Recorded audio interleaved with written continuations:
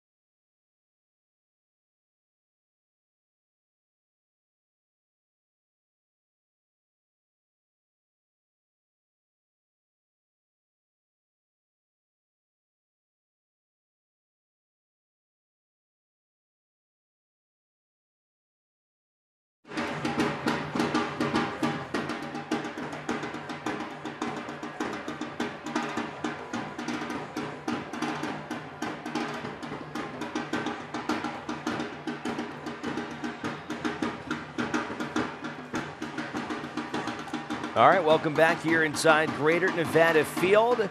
Take a look at the records. Reno coming in 13-5-5. They have lost only one match this season at home, 7-1-3. Welcoming in San Antonio, a team that has never won here in Northern Nevada, and it has been a down year for the normally very strong San Antonio side. They come in 7-9-6.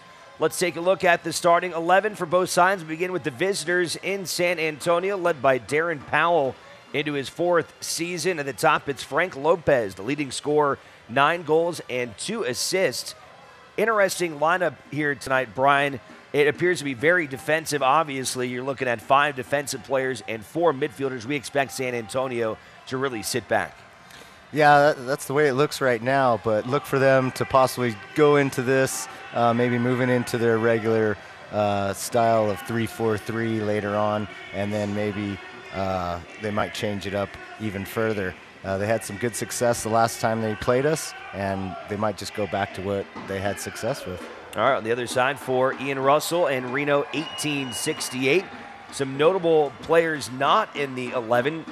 Zach Carroll is not in the starting lineup here tonight, but you do get Brent Richards back at right back. Mentioned Partita in the open.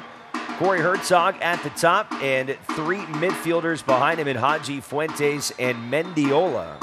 A little bit of a different look for Reno 1868 as they come out in their home blues against San Antonio in the whites, and we are underway here in the 24th match of the season for Reno 1868. Yeah, we're seeing a different look from Reno because of that 3-2-4-1 that San Antonio applied to them last time and had success with. So I think we're coming with a different plan and might have the right strategy here. Reno coming off of a 2-1 victory in Texas at Rio Grande Valley. Thomas Janjigian, who gets his third consecutive start at center back, picked up a goal in the 9th minute of that match. And Aiden Apodaca with a goal in the 20th minute as Reno was able to pick up yet another road win. You're talking about a club that over the stretch of their last 5 games has played 4 on the road and yet has suffered only 1 loss, picking up victories in both LA and Oklahoma City. The only loss came against Orange County, a 4-1 defeat, but this is a team that really has been getting stronger and stronger as the season has gone on. Yeah, he's been able to rely on a deep bench, get players fresh and rested, and they've had success, 7 wins and 8. So they should stick to what they're doing.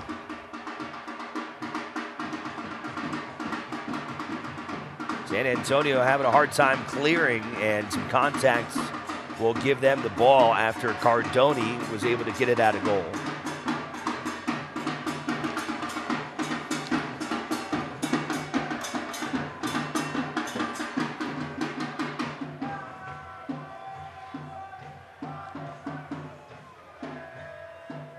Back to Cardoni again, who's appeared in all but 2 matches this season, allowing 30 goals on the year. Mentioned how many saves he has picked up, so he has had to work a lot this year in net. San Antonio coming off of a match last week against Sacramento where they gave up 3 goals in 1 half, and that was the first time that had ever happened in franchise history. They came back and had a second half, and good second half, got 2 goals, and they may have tied it up.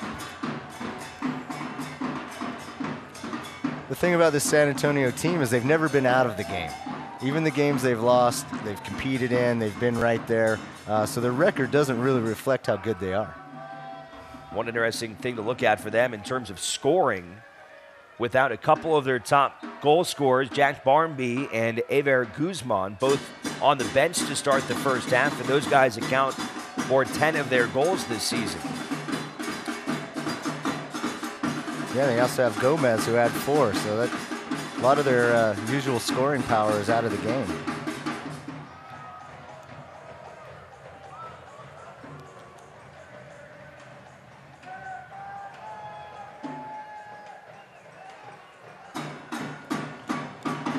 But they did bring up Jamison. Chance there from San Antonio, left-footed strike, and a diving stop from Reno's keeper, JT Marcinkowski, getting his 12th start of the season. Take another look there. That one, a little bit of space there for San Antonio, and a shot off. Not a bad try. No, he'd like to get that one back and get his foot on it a little bit better.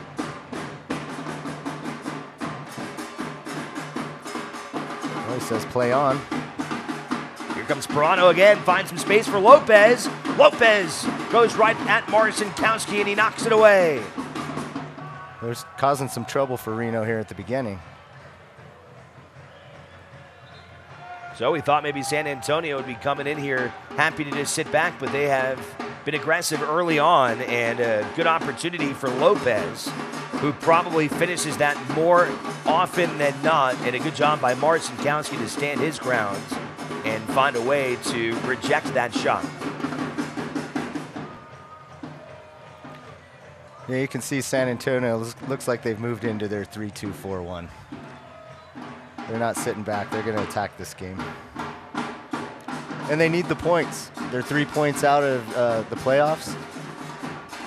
If they could get a win against Reno, that would really help their chances.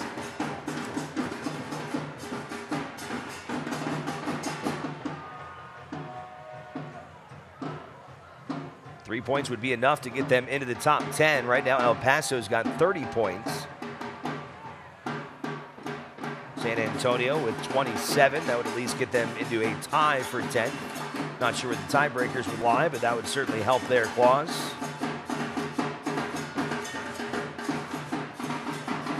Hadji putting some pressure in the corner as San Antonio clears it out to the sideline, where Benjamin Galindo will send it back to Marcinkowski. Yeah, I think that's where Reno can have some success against this team. It's high pressure. Try to win the ball in their third and just attack them there. Don't give them a chance to get easy out of the back and make it hard for them instead of simple.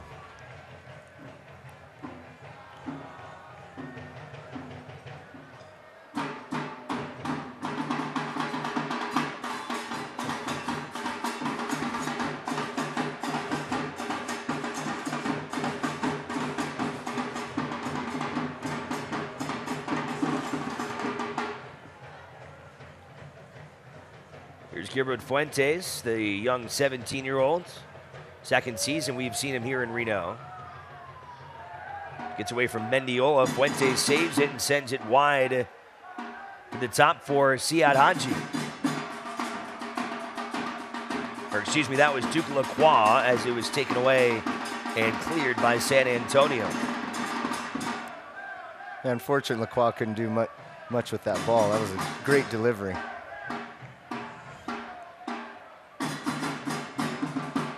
Galindo finds Brett Richards.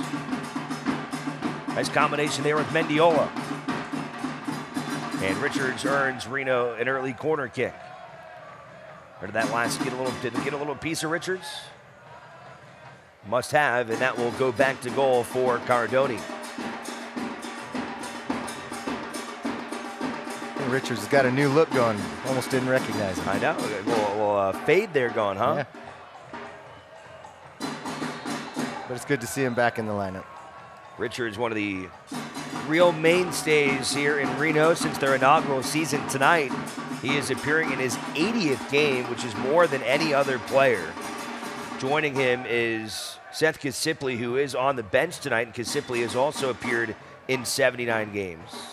And for Richards, making his 115th appearance in the United Soccer League, definitely one of the most experienced players on the pitch. And as you mentioned, this is a guy that's really great to get back out there. And in the absence of Zach Carroll, we've seen him wear the captain's armband. We've seen Kisipli wear the captain's armband. It's Brett Richards wearing that seat tonight.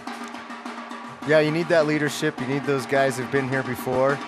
We've got Fuentes in. He's 17 years old, so it's good to have the experience, especially getting into the playoffs and making that final run. Now with Richards healthy and Mafeka healthy, this is a strong team going into the finals. Talking to Ian Russell this morning, asking him about Carroll, if there was any kind of injury concern, and he said simply there's just been a great battle at center back, and guys have kind of earned their place at this point, at least for tonight's match. And I think that speaks a lot about what especially Thomas Janjigian has been able to do the last couple of weeks. He was really impressive in that home win over Colorado Springs, and then played well in the win against Rio Grande Valley, including picking up a goal. Yeah, all of them have done well when they get in there. Galindo, Janjigian, Ani. It really hasn't mattered who's been in there the last 7 to 8 games. They've held down the defense, not letting goals in, and it's been important for this team. But hard for Ian, I get, to pick a team every week, I imagine. A difficult task, but probably a good problem to have. Of course.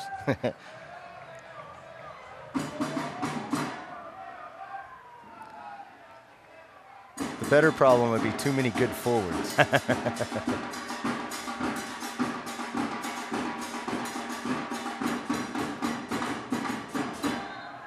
Fuentes trying to get after Pekka, the veteran from Brazil.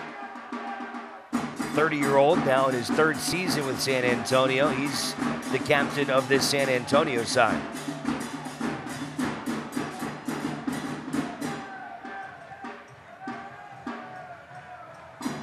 Stolen away by Reno. Here's Anji. Fuentes keeps possession, finds Eric Calvillo.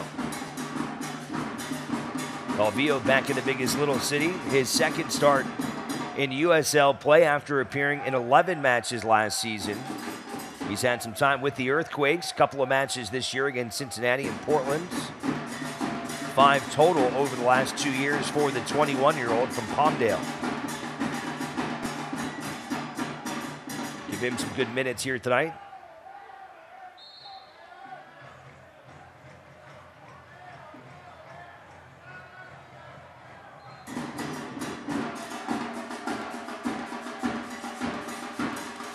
We're 10 minutes in. Looks like Reno's starting to settle in, find their rhythm.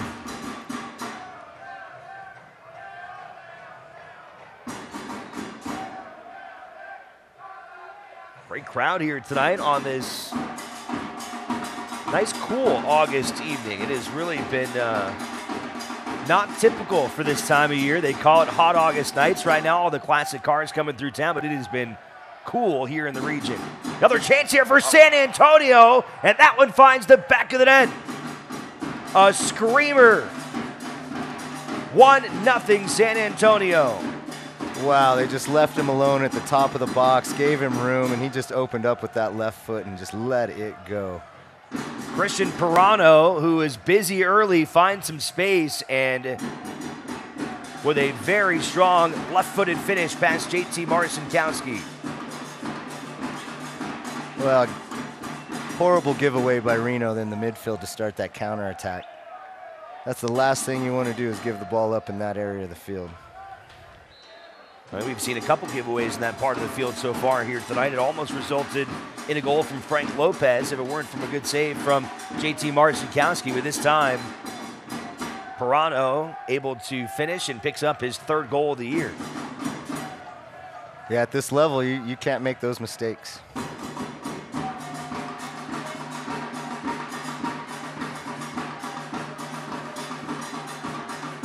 Here's Jose Gallegos trying to run the corner, and Calvillo will defer to Partita for the throw-in, who gets it back into Galindo.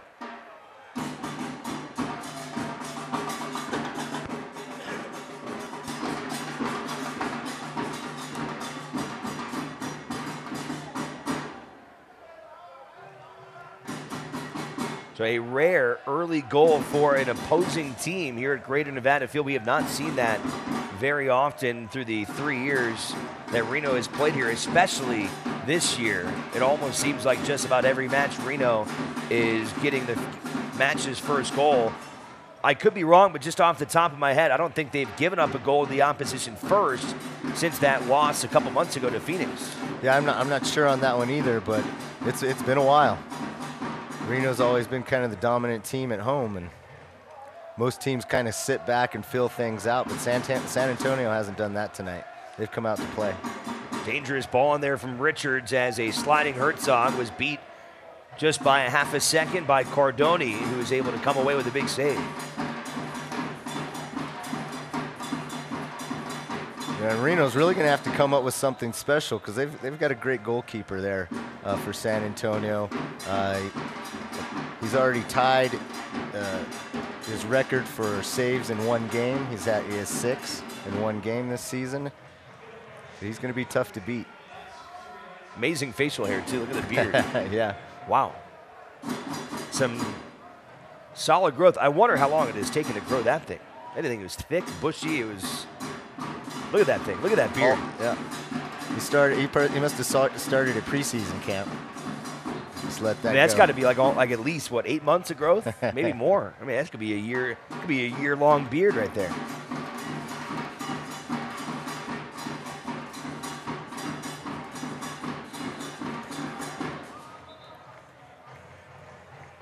That looked awkward. Fans follow Reno 1868 and the rest of the USL Championship all season long on ESPN+. Home of the USL, MLS, UFC, and more. Join the over 2 million sports fans who have already discovered ESPN+ and watch the championship live every week. Sign up today at ESPNplus.com.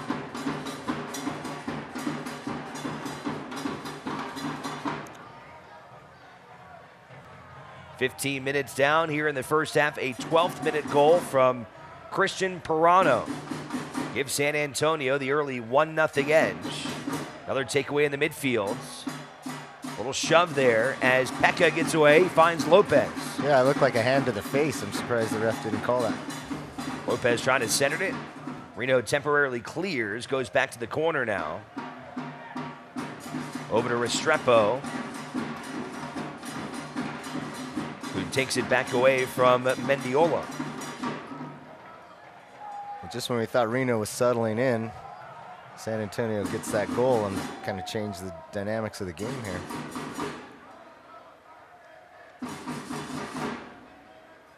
San Antonio's finding lots of space in there.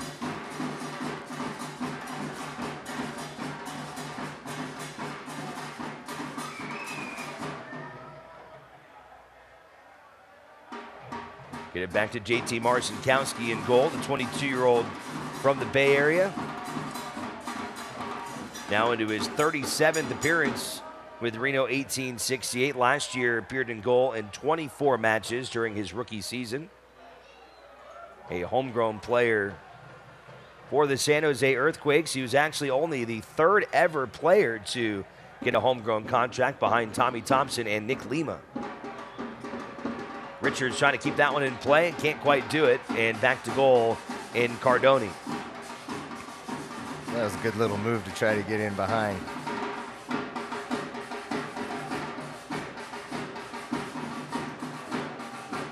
To go back and look at it, Reno had not conceded a goal to the opposition first since that match against Phoenix back in the middle of June. Another shot attempt from San Antonio, and it's swatted away by Marcinkowski as he rejects Lopez a second time. Yeah, once again, El Paso finding freedom up there at the top and getting shots off. But here we go the other way. Good takeaway from Fuentes, finds Mendiola.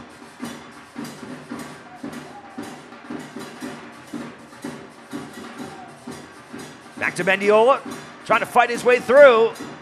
And San Antonio is able to get rid of it.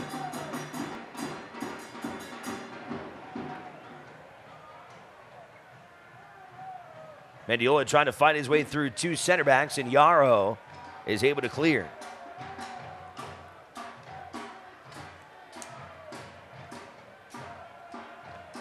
Last touch by Reno, so the throw in now will come from Acon.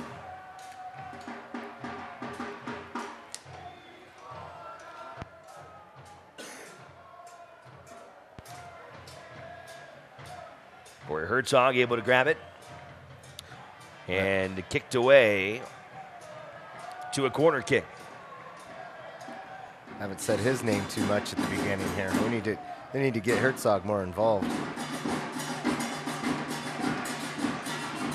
In the absence of Seth Kasimpli being on the bench to start this match, it'll be Siad Haji, the 19-year-old from New Hampshire. In his rookie season,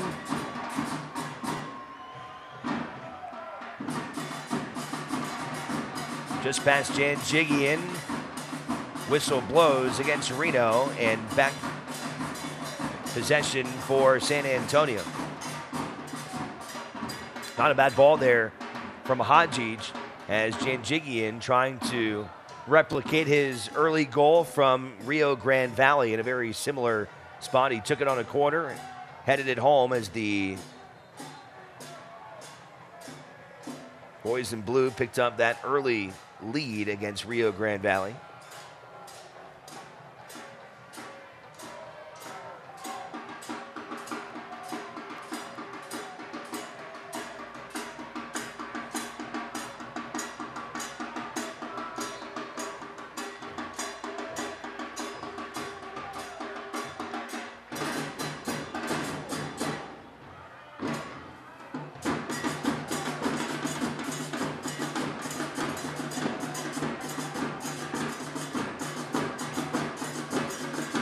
Richards trying to keep it away.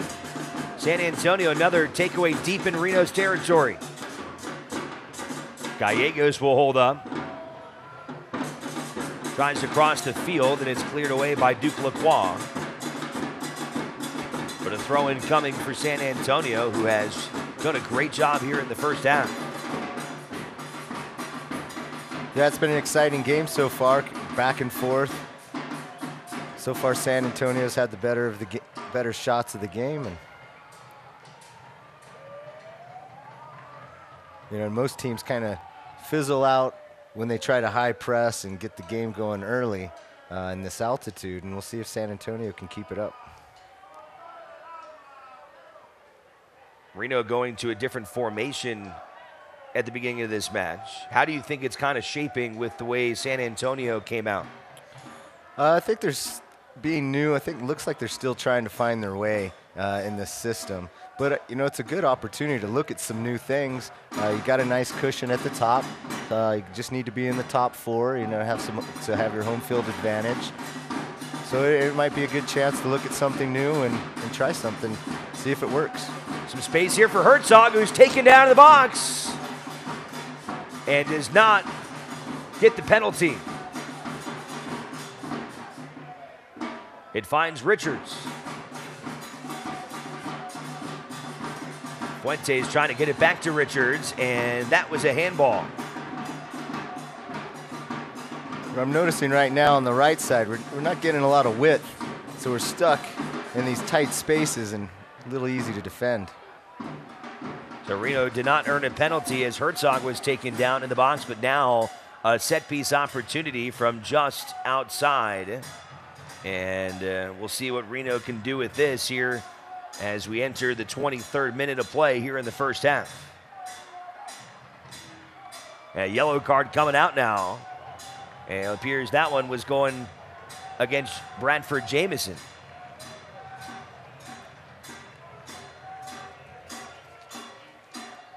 It looks like Calvillo is going to take this one.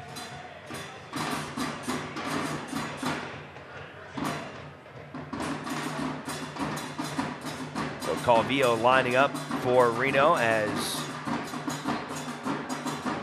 Jamison goes into the book.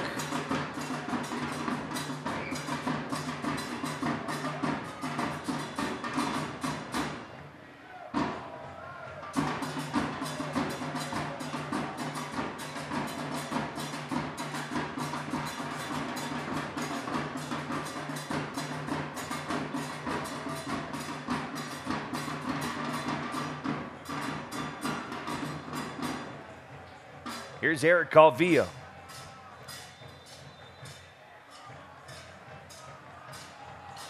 Right off the wall. Didn't take that one very good at all. Didn't seem like he struck it clean, did he? No, he was in between thoughts, it looked like. He didn't really know what he wanted to do with it.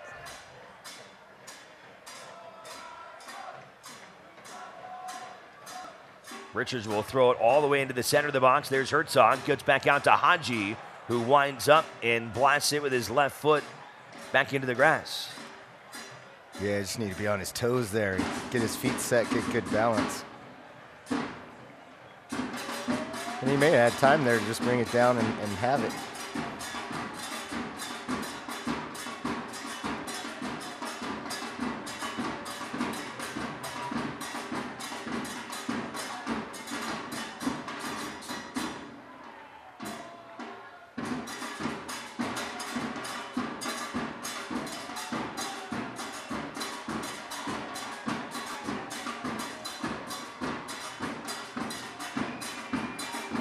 Lopez again getting deep in Reno territory. This time, Reno's back four is able to defend. Got it up there, didn't have a lot of help. Not much he could do. Good passing here to find Partita. Well, there it was. We sped up the passing, got the ball moving, and then Partita held it up. It'd been nice to keep it going there.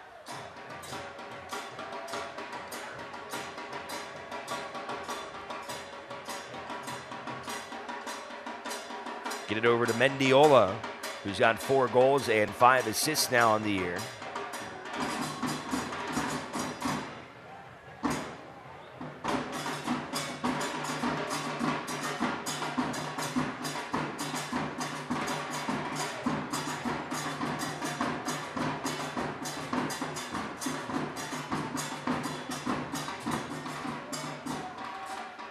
Just not seeing any runs as we're moving the ball around from the forwards to try to get in behind the defense and just try to be a little bit different and connect with each other.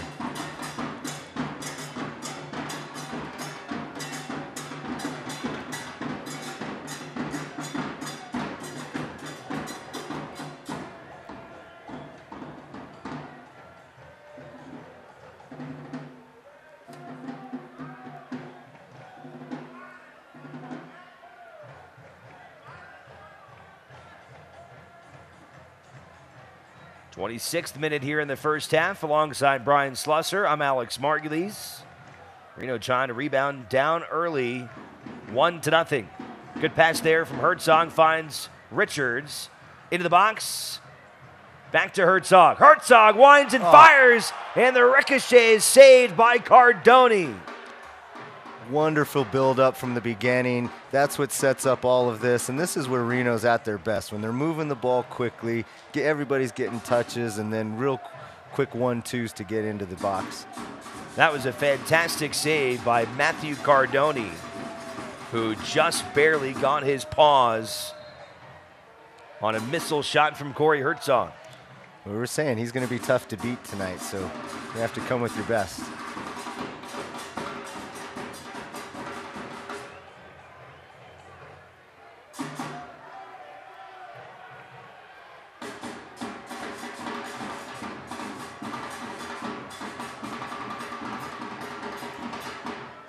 He's second in the goalkeeper ratings right now. Showing it's not an anomaly. Here's Pirano again. Teed it up for Lopez, and he swung and missed. Pirano's been a real handful tonight. He really has. Kind of reminds me of what Raul Mendiola and Lindo Mafeka do to teams at times, just kind of being a harassing force at that top of the midfield. Yeah, they take it at you. They take it to space. They don't, they don't give you a moment of rest. Another good takeaway from Reno. San Antonio able to recover. Here's Fuentes now moving in.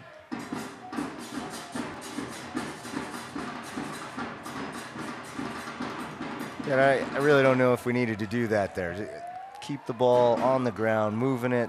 Again, that's what they're good at, they're best at, they have the most success with.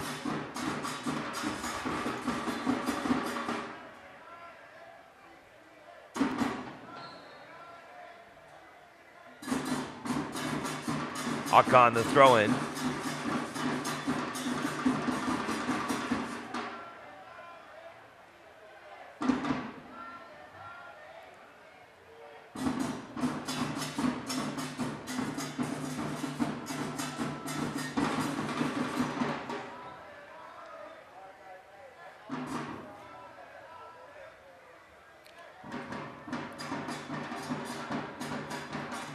San Antonio getting that early game has made this a fun game to watch because now Reno's got to take it at them.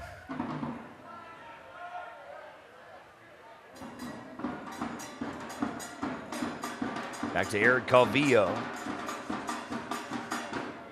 Mendiola.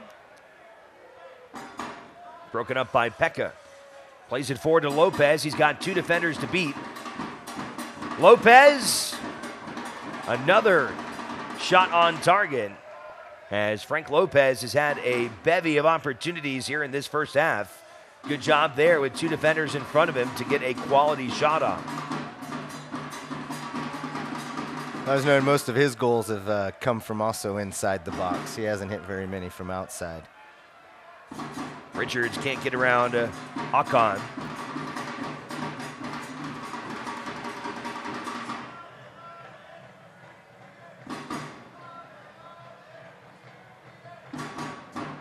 Another run from San Antonio. Back to Lopez. It was Pirano again. He has really been initiating the offensive attack tonight. He has been impressive. Yeah, I love how he goes at the defense and takes them on.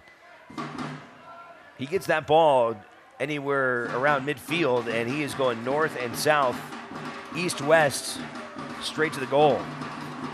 Yeah, and you saw Haji trying to catch him there and couldn't catch him. He's quick. And here he is again. Sees a little bit of that space. This time he kicks it wide. They'll cross it for Jamison. Bradford Jamison couldn't quite get enough on that one, and he may have slipped, caught a little bit of the turf, and he is holding his knee as he goes down to the ground.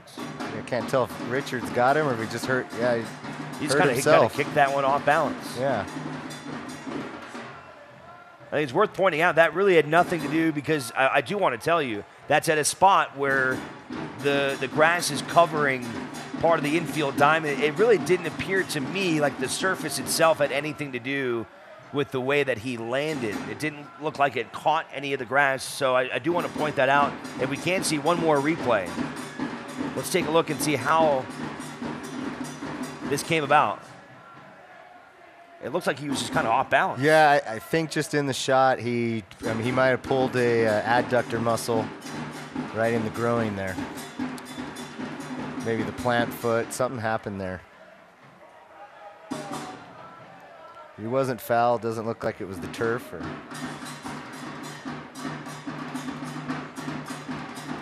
I get the feeling he may be coming off. That looks very painful, and you could tell immediately when he went down to the ground that was not going to be good. He went to grab that left inner thigh muscle, and he's hurting.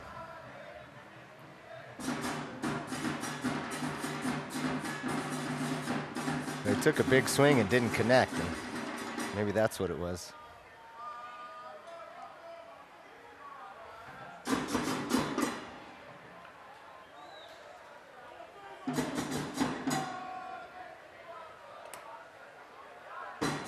Training staff continues to give attention to Bradford Jamison.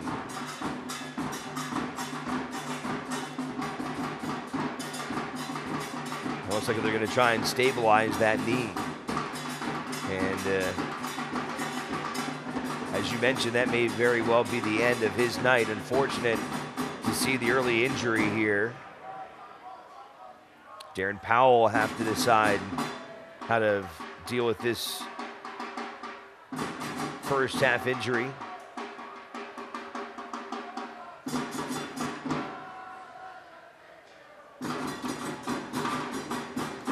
Select, the official ball supplier of the USL Championship and many of the finest leagues in the world.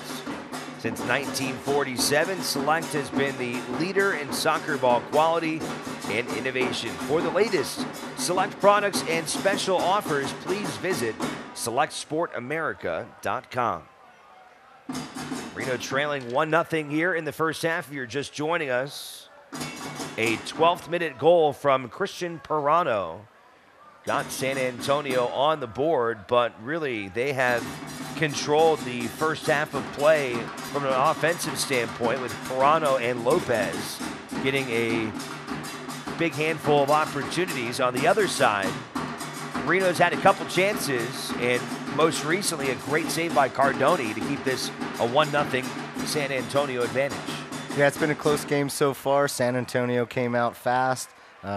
Reno seems to be fighting their foothold in the game and had some chances here at the end. And we'll see what San Antonio does here. Powell's going to have a decision to make on who he wants to bring in, but he's got a couple goal scorers on the bench in Guzman and Barnby. Jamison, one of the midfielders for this club. And it looks like they're going to go and bring in Jack Barnby. Mentioned before, he's been one of the top scorers on the club. He has found the back of the net 5 times. One of the veteran players on this team, so he'll take over here as we resume play into the 35th minute. Yeah, it's too bad Jamison is injured. He's on loan from LA Galaxy, and I'm sure he would have liked to played out the game. But this isn't a bad sub for them.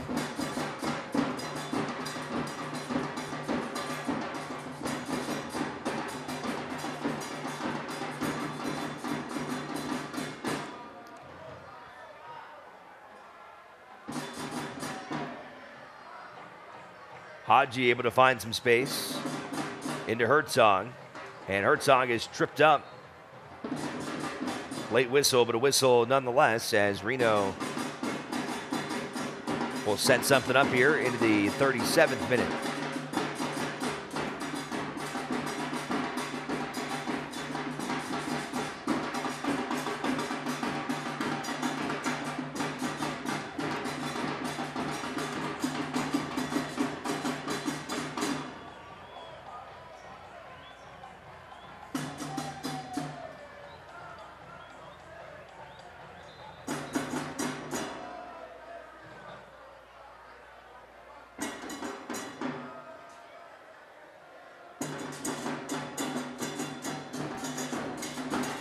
Here's Eric Calvillo.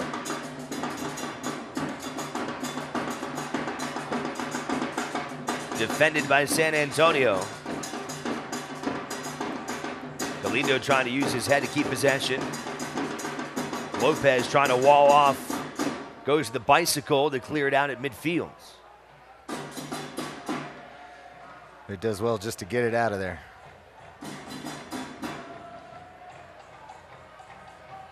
Take a look at the scoreboard, and a big result for Fresno tonight on the road in Oklahoma City. They picked up 3 points with a 2-1 victory, and that means Fresno now just 1 point behind Reno 1868, and that's important, especially considering that right now Reno has 2 games in hand on Fresno. Yeah, we're sitting in second place, but we are a couple games ahead of everybody, and so teams like Fresno, New Mexico can find their way into into that top 4 if they get on a hot streak. Started play tonight. Phoenix was in first with 48 points. Then Reno and Fresno.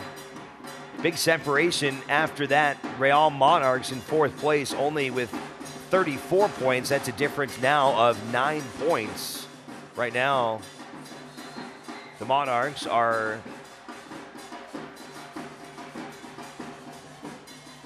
fighting to a draw.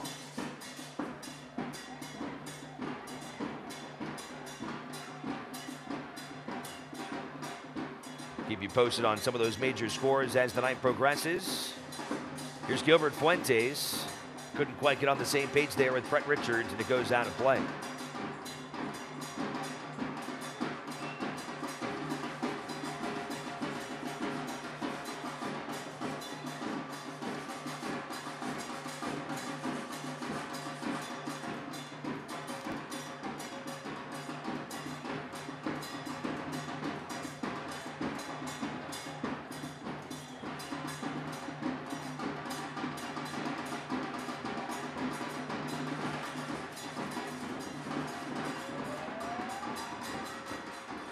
The Phoenix Rising, a club that has been unbelievably hot. I'm talking about winning 12 consecutive matches. Not losing, winning, picking up 3 points in 12 consecutive matches. However, tonight they are knotted up in a 1-1 draw right now with El Paso as that match moves into the 37th minute down in Texas. Yeah, they've had an amazing run. You just can't stop Asante and John. They've just been on fire. Reno suffered a loss to Phoenix back on June the 18th. They have not drawn or lost since May 4th when they were defeated by Orange County on a score of 2-1.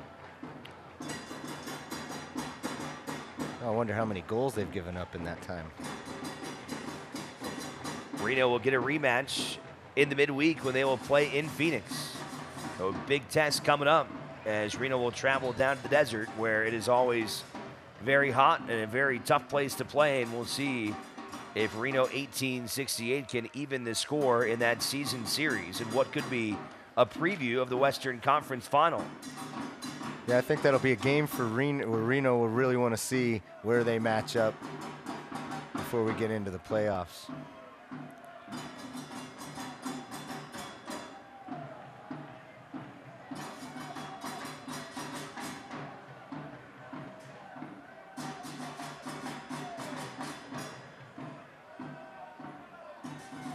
Yarrow trying to get away from Partita.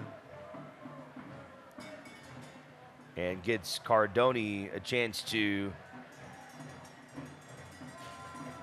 kick it out. Great patience from Yarrow to just wait and get himself a goal kick there.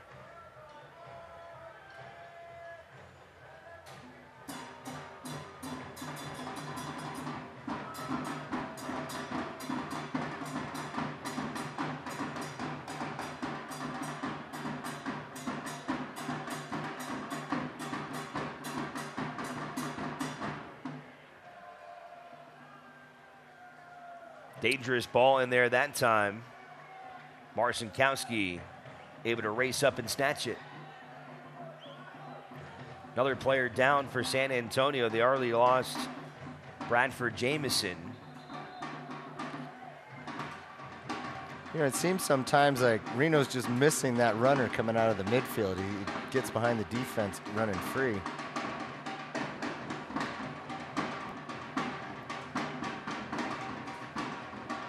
Well, this wouldn't be good for San Antonio to have another injury. And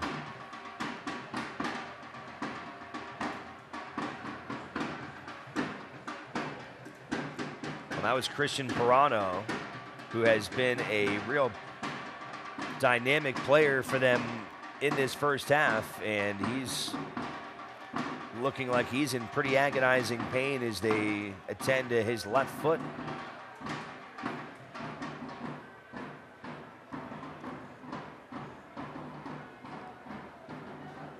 yeah, he's been the shining star in this game so far.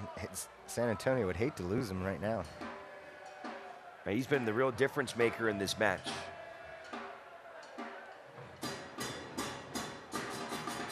Hopefully he's all right. That would be a real shame to see his presence diminished. You can see him limping off there at the top of your screen. Darren Powell coming over to talk to him.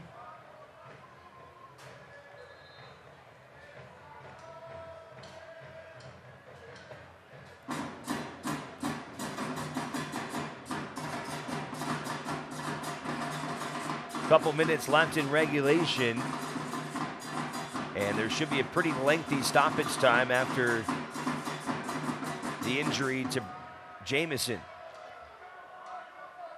Yeah, maybe 4 to 5 minutes. Brano appears to be well enough to continue out there. You can see he's still hobbling a little bit, but back into his center midfield spot alongside Frank Lopez.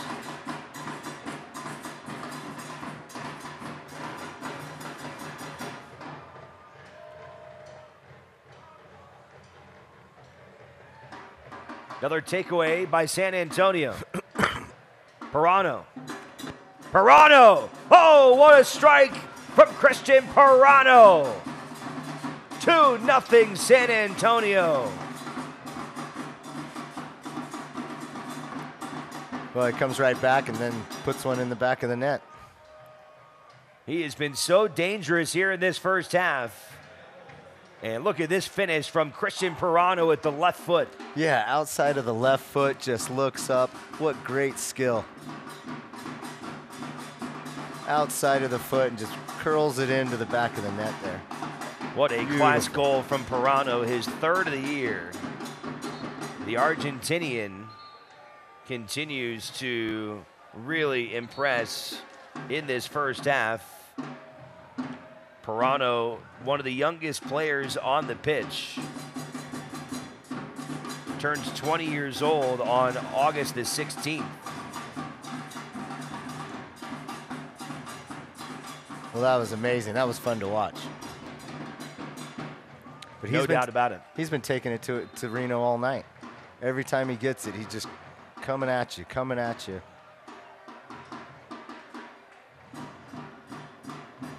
And he's decisive and he has purpose with his dribble. He's not just going to spaces, but he knows exactly what he wants to do and where he wants to go. Well, Reno will have 5 more minutes to try and get on the scoreboard before halftime and try and salvage what has been their worst first half in a couple of months. ever since that match against Phoenix when they dropped that one 3-0. And it appears to me that the biggest issues right now have been in the midfield, where San Antonio's doing a lot. I said this before, kind of Pirano looking like Mafeka or Mendiola, but they're doing what Reno does, and you make that mistake at that part of the midfield, and that's a spot where Reno really makes people pay, and San Antonio has taken full advantage of these kind of opportunities.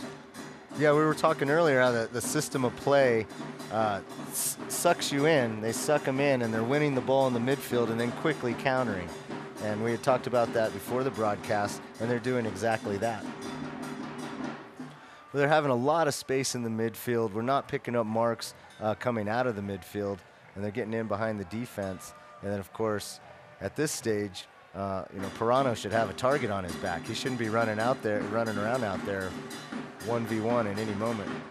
San Antonio not done yet. Here's Pekka.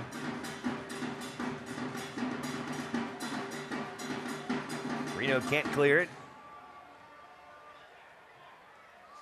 Barmby tries to take a stab, and it gets ricocheted back to midfield. Well, we'll see. Maybe it's back to the drawing board or back to the 4-4-2. We'll see what changes are made by Ian at halftime. They've tried something new, and just it hasn't worked out.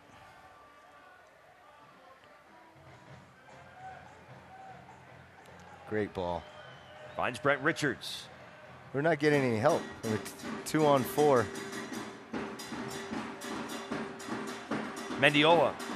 Now, Reno, to me, they just seem more sluggish than usual. You don't see that usual pop, and the energy just doesn't seem to be there tonight. Yeah, it just feels like the system's not fitting, and the guys a little disorganized, not sure where they need to be and where to go. So maybe they'll get that sorted out at halftime. But this is a little like what San Antonio did to them in the second half of the first time they played.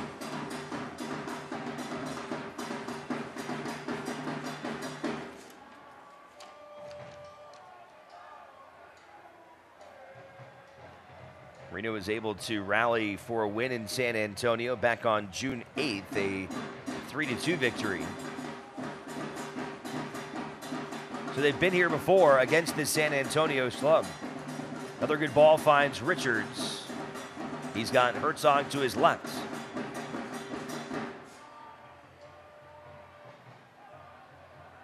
Finds Partita.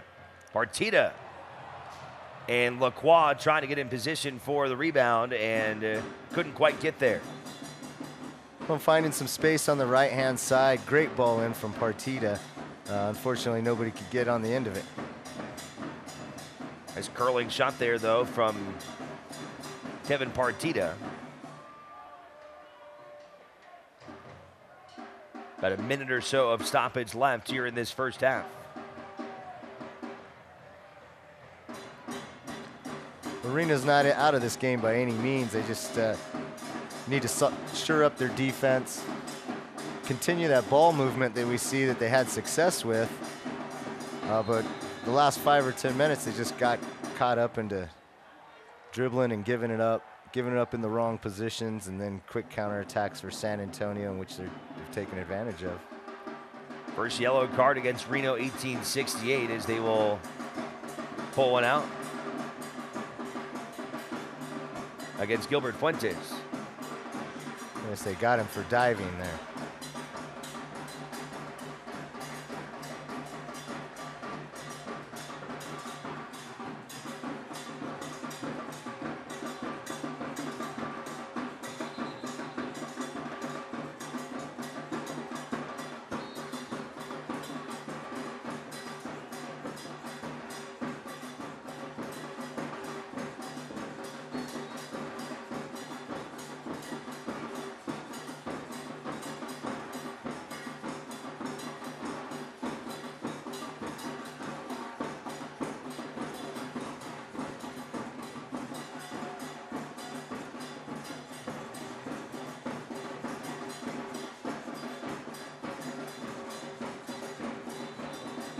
And there's the whistle for the end of the first half.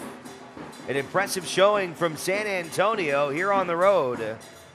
A team that came into the action in 12th place, but winners of 3 of their last 5, and they have come in with a purpose tonight. 2-0 the advantage after goals from Pirano as well as... I think All right, we'll go down to the field. Julian Delgadio has Ian Russell. Coach, down 2 goals going into halftime. What's your message to the team? Yeah, just our passing wasn't good enough. We didn't create enough chances, so we'll make some changes at halftime and get a couple guys in. You've come back from bigger deficits, only 1 loss at home so far this season. How do you motivate these guys?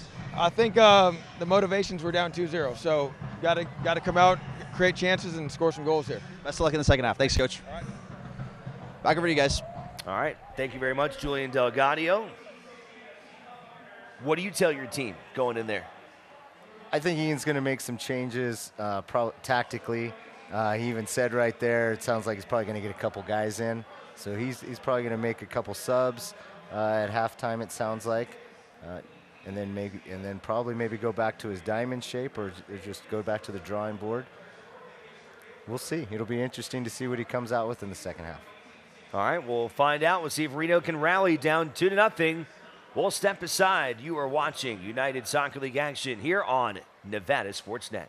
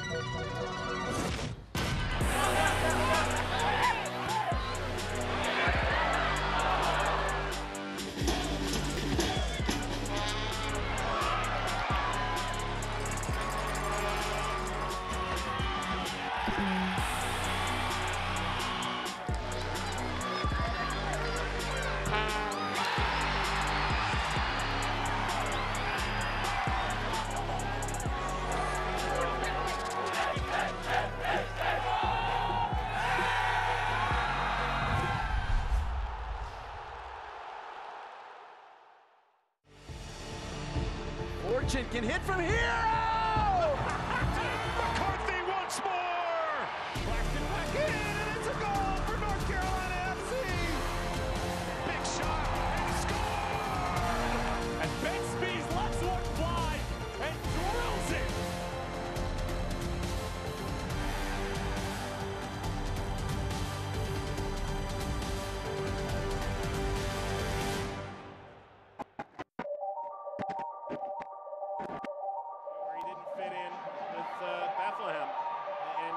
Philadelphia. Prater lofting, header, snap, in! New Mexico to run away with it. We here stealing it now. Ball. Fortune can hit from here. Nice! And how about North Carolina FC? Plays it with Cooper, gets the return ball. Now Chavez to have a goal! What a strike from Ivan Chavez!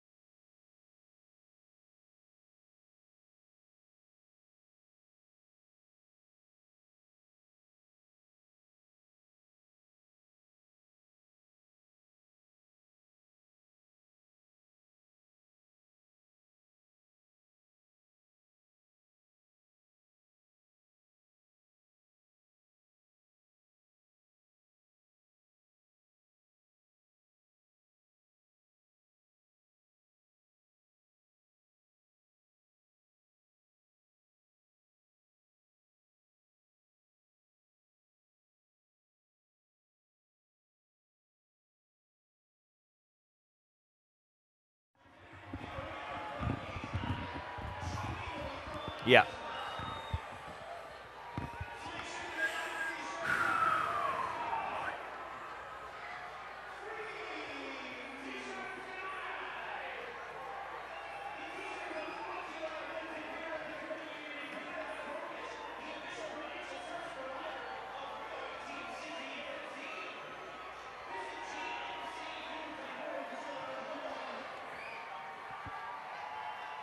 Welcome back here to downtown Reno and Greater Nevada Field. Second half action between Reno 1868 and San Antonio FC.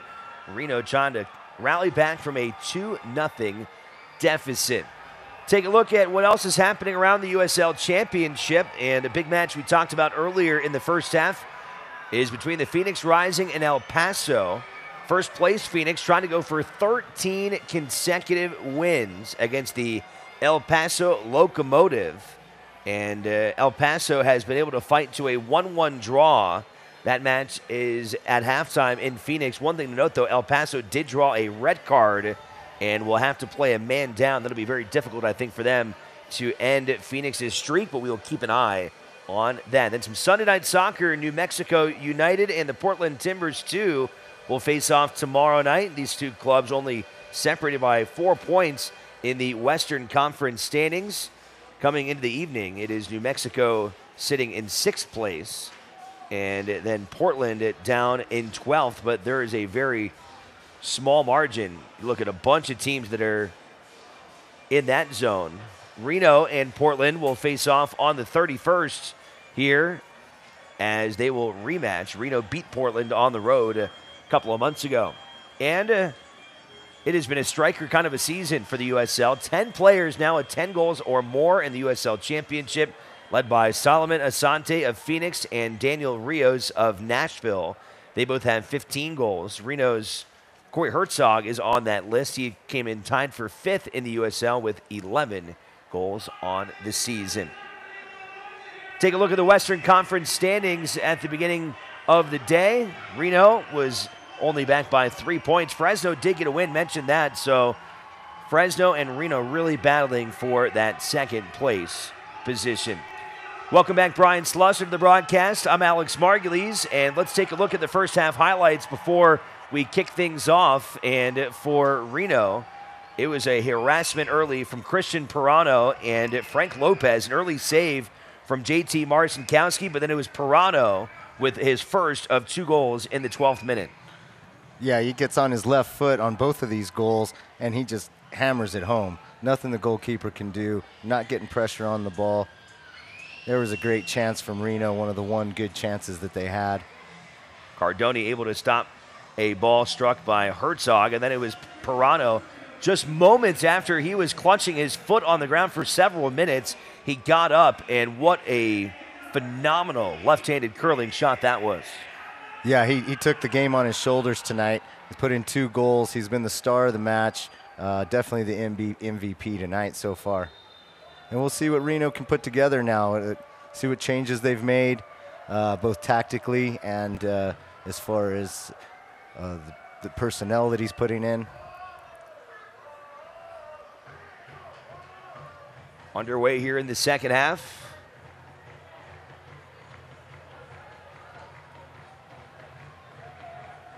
Doesn't appear to be any substitutions, at least at the outset of this second half for Reno 1868.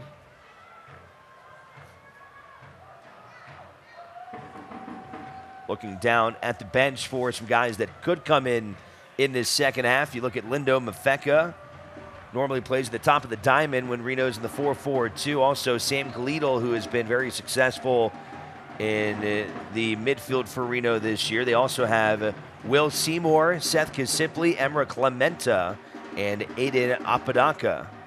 We'll see who Ian wants to rotate in here in this second half. Well, it looks like he has added Apodaca into the lineup. So one change, Aiden Apodaca coming in. And he's out on the right side now. It looks like he replaced Siad Haji.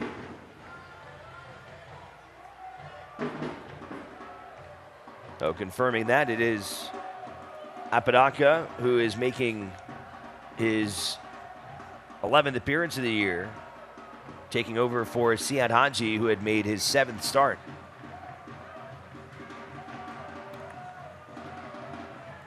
Yeah, Haji didn't have a strong showing tonight.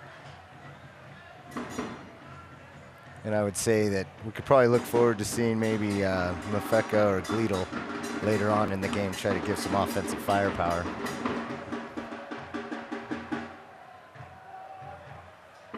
Throwing from Richards goes to Gilbert Fuentes.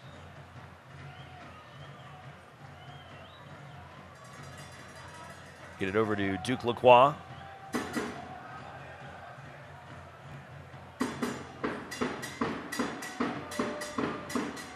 Calvillo looking for Mendiola and Gallegos. Ricocheted out of play. Well, so far in this system, we haven't had the dangerous outside back play that we normally do. That's a good point. I mean, we really haven't had kind of that running back and forth. We've seen Richards kind of play high. Not a whole lot of Duke Lacroix, though. Yeah, and he's usually the backbone of some of the offensive firepower that we have. He gets up there, causes problems 1v1, gets good crosses into the box. We haven't seen any of that tonight. Nice job there by Partida with the takeaway. Fuentes. Gilbert Fuentes. Back to Mendiola. Takes a try at it, and Cardoni pulls it down. Matthew Cardoni working on his 7th clean sheet of the year. He came in second best in the Western Conference among the Western teams with 63 saves, and he has added a couple impressive ones to that total tonight.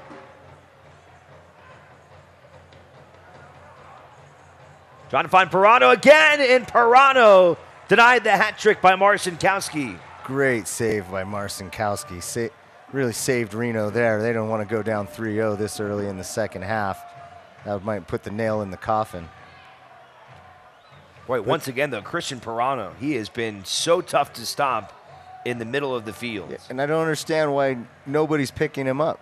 Not one person is picking him up. And I mean, like I said before, he should have a target on his back at this point. He's shown to be the most dangerous player on the field tonight. Pirano scoring goals in the 12th and 44th minute. Doubled his goal total on the season from 2 to 4 with his strong play in the first half, and already a dangerous ball in the second half. Another takeaway. Lopez has Pirano in his right. It's Lopez who fires away, and that one didn't miss by much. Wouldn't be surprised if a yellow card's given out here. And a yellow is indeed pulled out.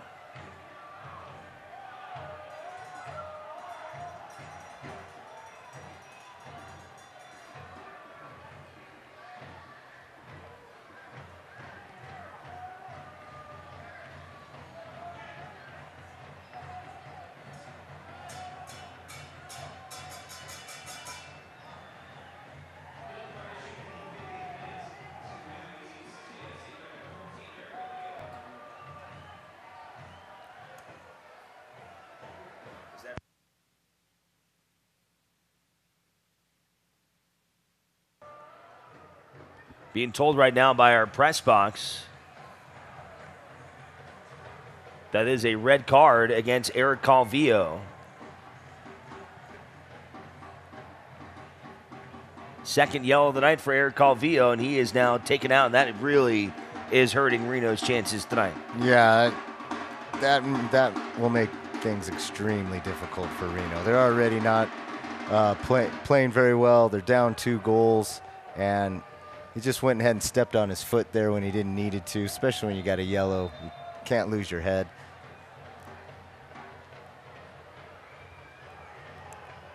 So Reno will have to play down a man for the final 39 minutes.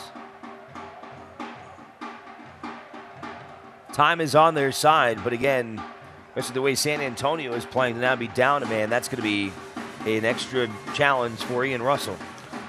Well, I've got to say, if San Antonio is going to continue to play like this for the rest of the season, they could be really somebody to be reckoned with when it comes to the playoffs if they sneak their way in.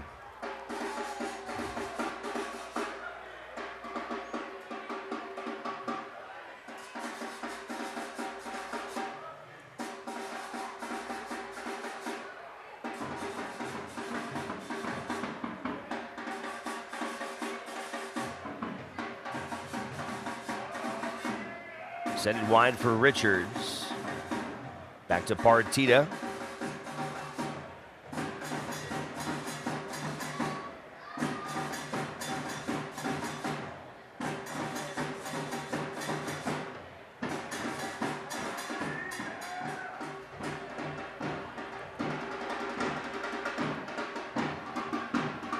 Another chance here for San Antonio.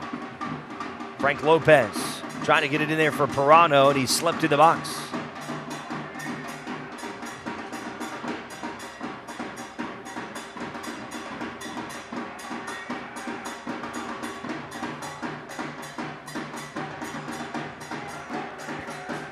I see decision making slow, not enough movement off the ball.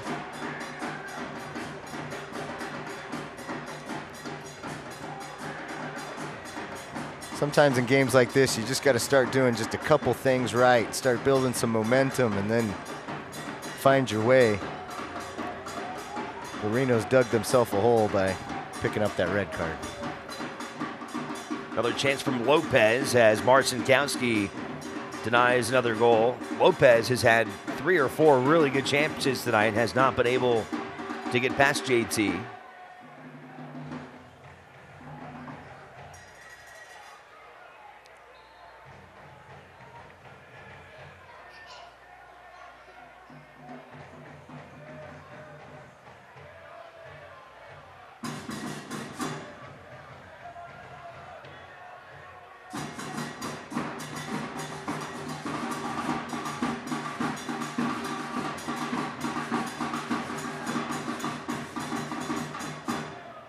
Gilbert Fuentes will put it back in play for Reno 1868.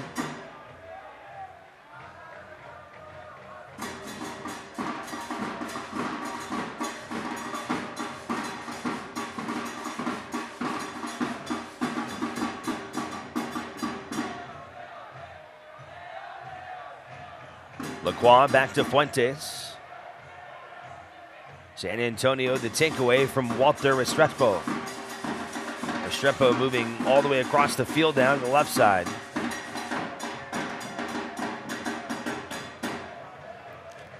Yeah, Fuentes has just really been giving the ball up quite a bit in the midfield. He needs to start getting off the ball a little quicker, knowing what he wants to do with the ball before he gets it.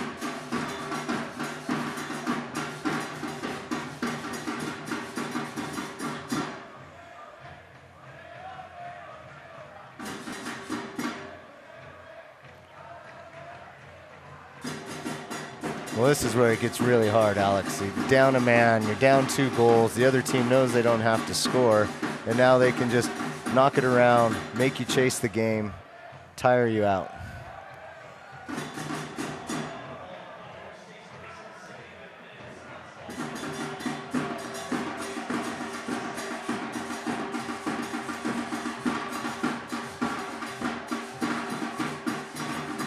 Lopez getting through the defense, and there it is for Frank Lopez.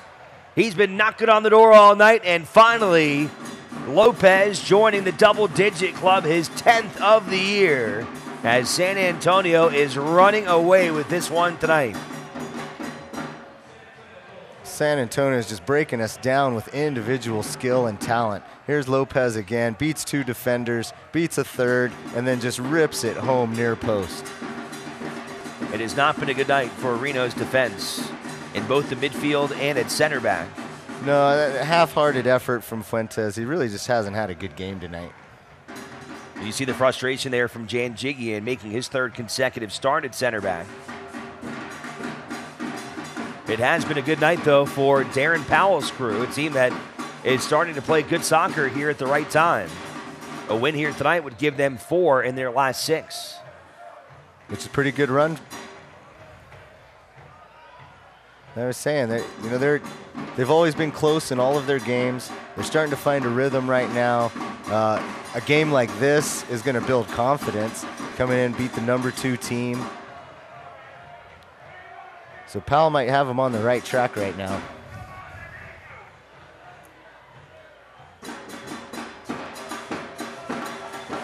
Win tonight for San Antonio, at least as it stands right now, would not only vault them into the top 10, It would put them into a tie with El Paso, and they've got a goal differential on El Paso, which would move them into 9th place. Another chance here, and finished by San Antonio, their 4th goal of the night as Jack Barmby joins the party. Well, the air, the heart has kind of gone out of this team now. And San Antonio is taking full advantage of it.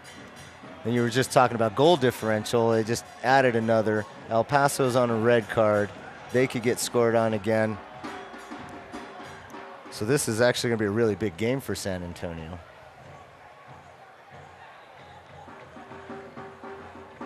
They're going to get everything they wanted and more out of this one.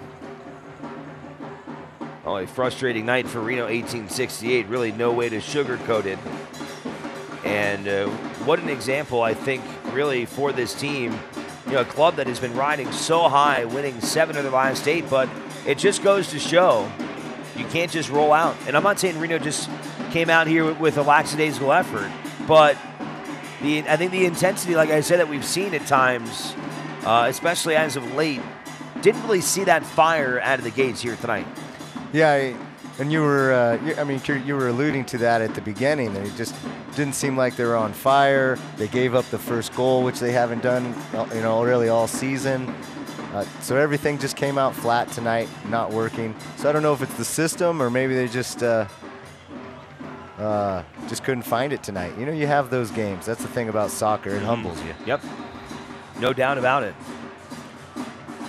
There's a tackle on Pekka, who is slow to get up.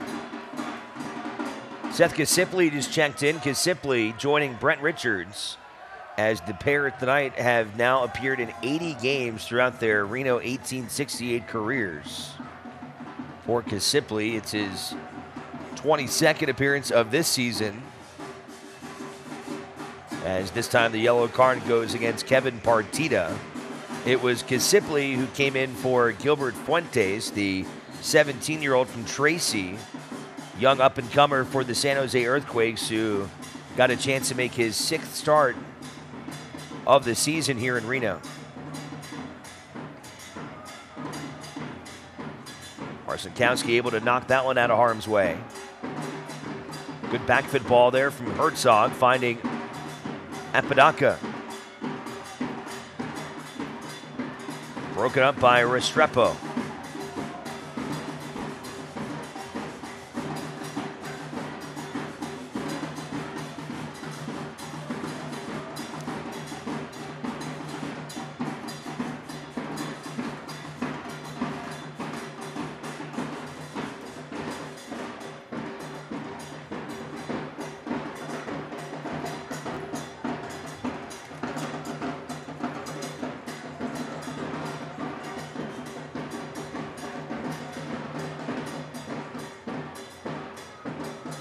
Bad giveaway there from Restrepo. Finds Kasipley over the top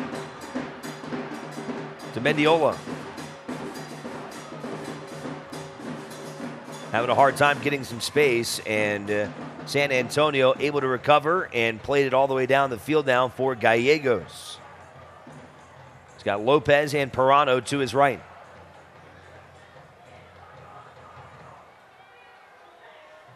Look at the intensity from Lopez still here. San Antonio up 4-0, and they're still playing like this game is drawn.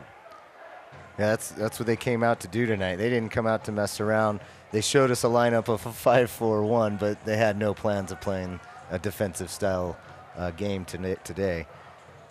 They started early, took it to Reno early, and it hasn't looked back.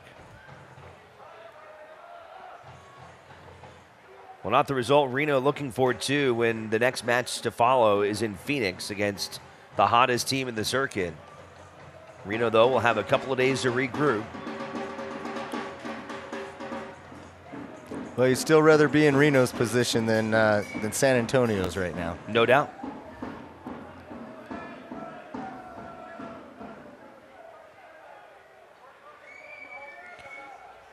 But it really feels like Reno came out to fill out some new things tonight with their new system, moving some players around. It just didn't work out tonight.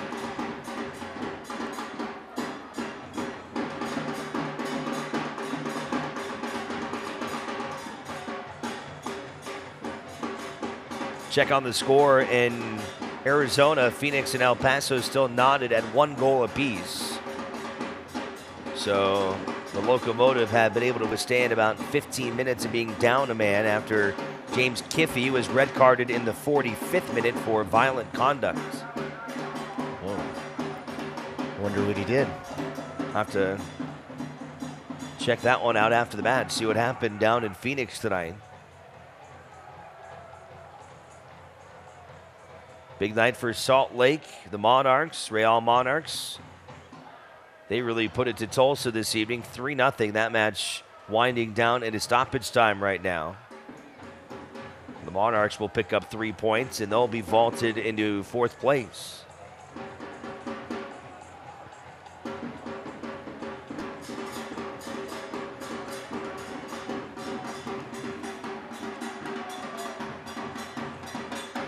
Here's Restrepo.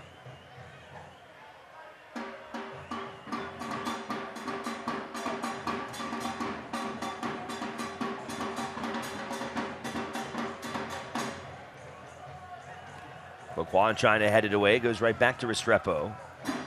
Sees a chance at goal and kicks it off into the bullpen to the Douglas Alley Renegades. There's a defender that says, well, we've scored 4. Let me give it a shot. Why not? Probably not going to take a whole lot of heat if you miss. No. Let it rip. But you get ribbed on the ride home.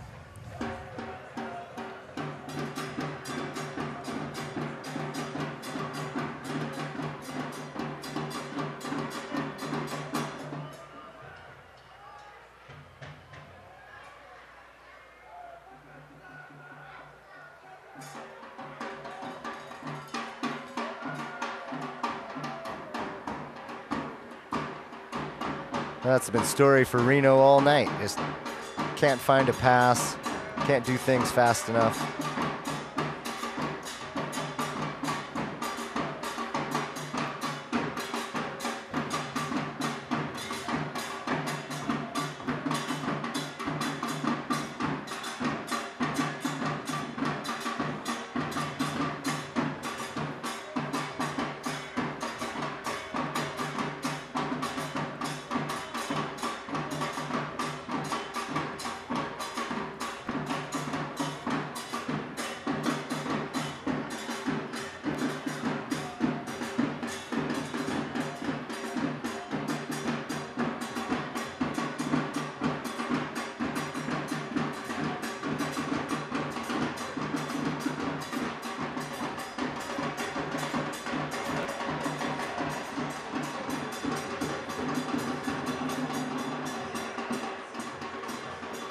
Well, these are the type of games you really find out your professionalism, you know, what kind of heart you have.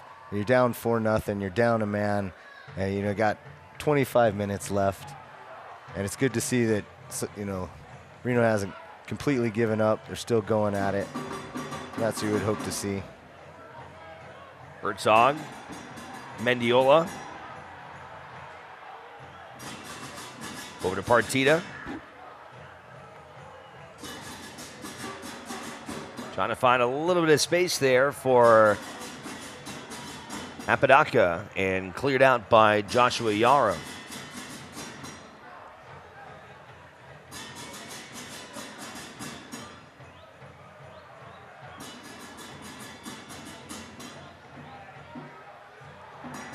Taken down in the box. I got an offsides call. And Reno has one more sub. They should probably go ahead and use it. It looks like Sam Gleedle is standing at midfield.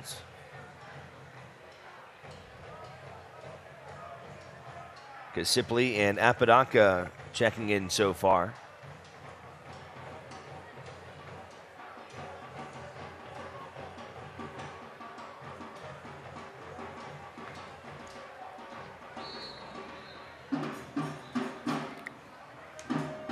Fans, the USL unveiled its elite youth platform, USL Academy. This allows clubs at all levels across the USL to develop its local youth and compete at the highest level across the United States, including the USL Academy Cup. For more information, visit uslsoccer.com/academy. There is Sam Gleedle. He will appear in his 20th game of the season. He'll take over for Raul Mendiola here in the 68th minute.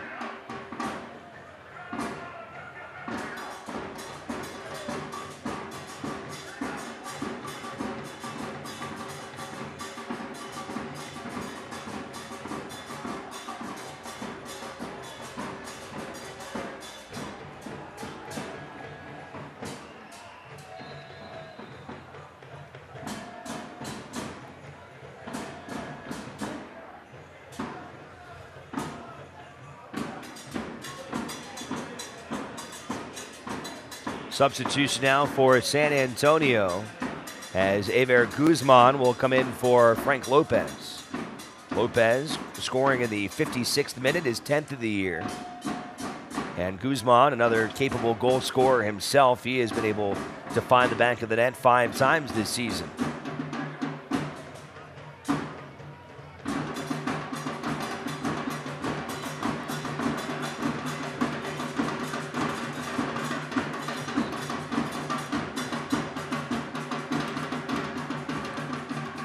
Just replaced a goal scorer with another goal scorer.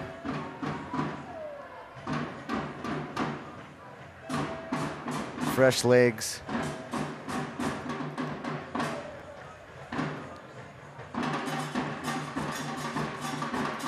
Good fight there by Lacroix to prevent a giveaway deep in Reno's territory.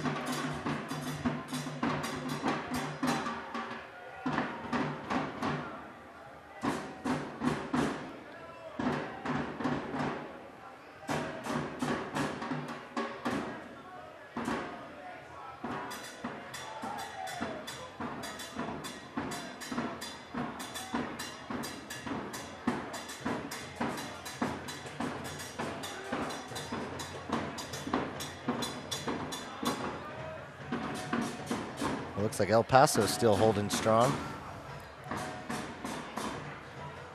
If they were able to squeak away a 1-1 tie with the red card. Apodaca. Oh. You gotta get a corner there, maybe.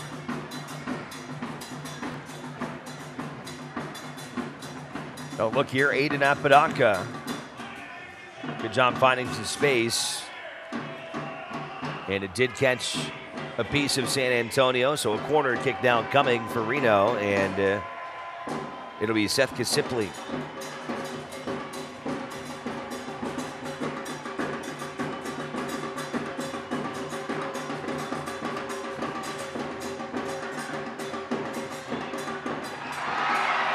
And Reno gets on the board in the 71st minute. It's Sam Gleedle. Yeah, sub comes in, gets his first, I think that was his first touch of the game. How about that? First touch of the game, goal. So Sam Gleedle gets Reno on the scoreboard off the corner kick. It was ricocheted, and he was able to bury it past Matthew Cardoni.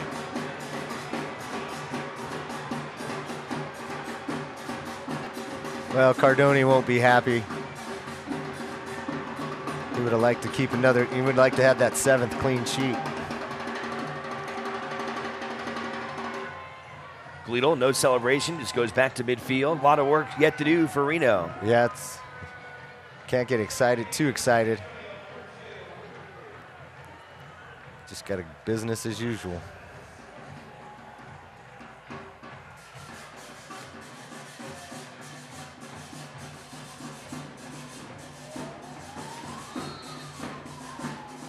Sam Gleedle, his 5th goal of the season.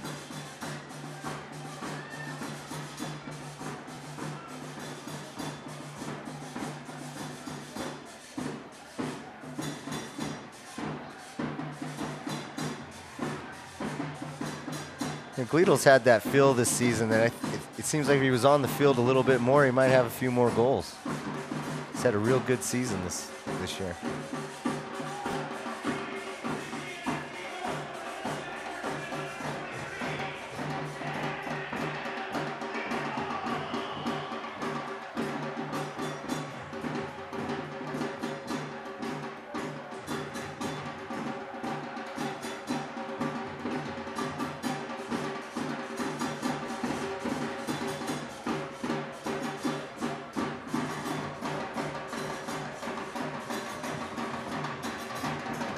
Back down for Walter Restrepo. About 18 minutes in regulation left.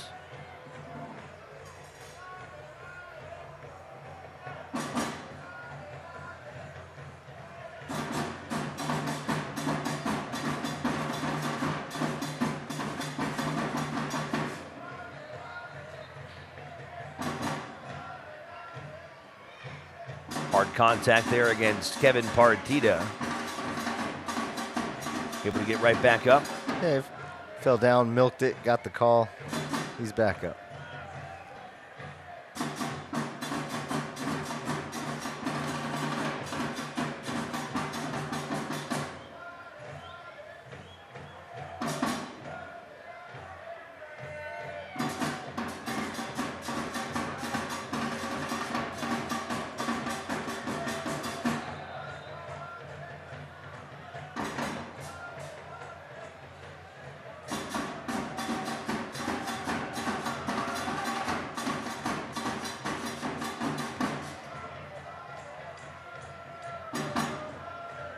That couldn't have felt good.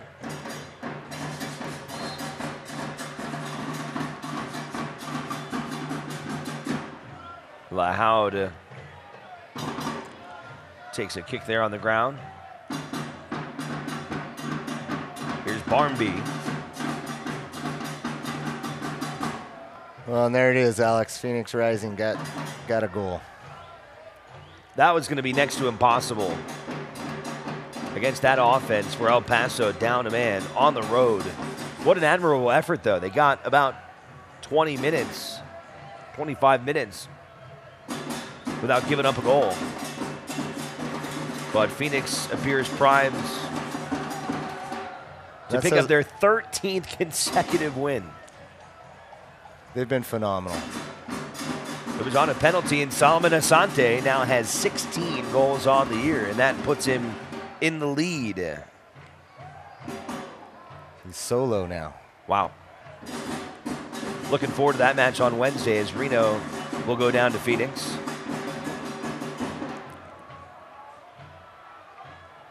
Yeah, watching Asante play is a pleasure.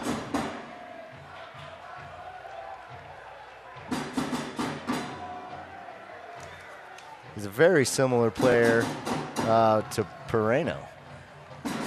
Type of player, gets the ball, takes it at you, causes problems, great on the counter attack. Partita with a great shot, but it's knocked away by Cardoni.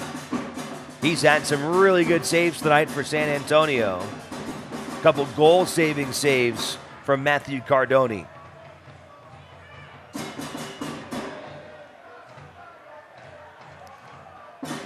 Yeah, earlier in the game, Cardoni came up with some big saves to keep the game 2-0.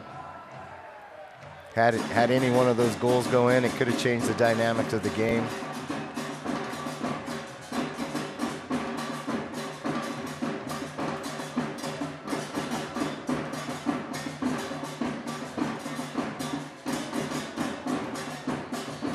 There's a foul. Nice kick in the back of the leg.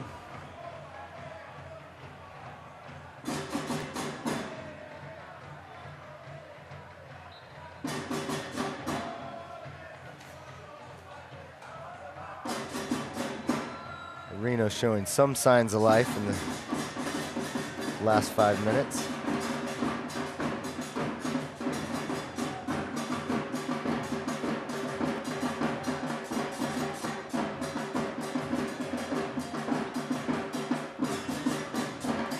Janjigian over to Gleedle.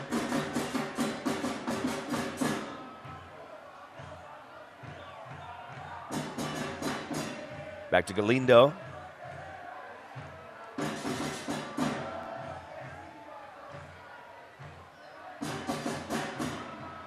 Patiently trying to carve through this San Antonio defense.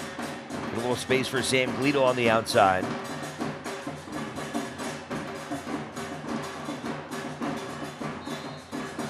Whistle goes. And down on the grass, Christian Pirano, who has been kind of battered a little bit tonight. He's had a big night with 2 goals, but It has been a painful one for him as well. Yeah, I don't know if you want to knock him down. It seems like he gets mad and just puts one in the back of the net on you. So he got a little incidental contact that time from Duke Lacroix.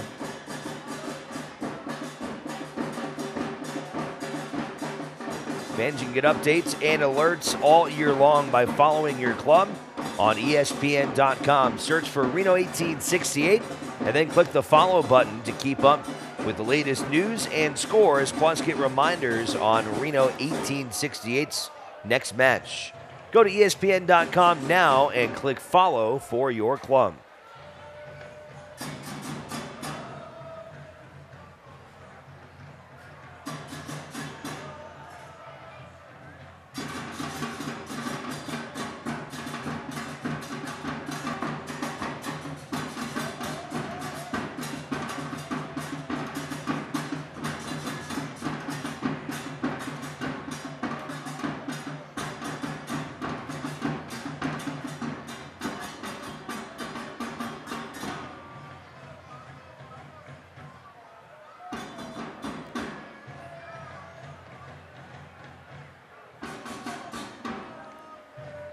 Pirano off to the sideline. Got both of his goals in the first half. He scored in the 12th minute and in the 44th minute. Both left-footed strikes.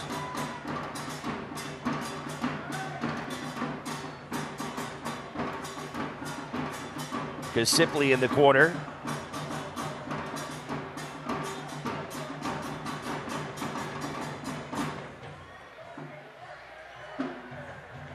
Lidl trying to find some space for Herzog, a little bit too much.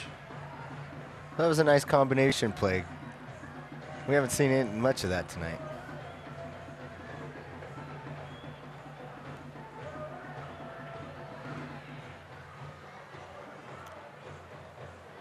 I should say, at least not from Reno.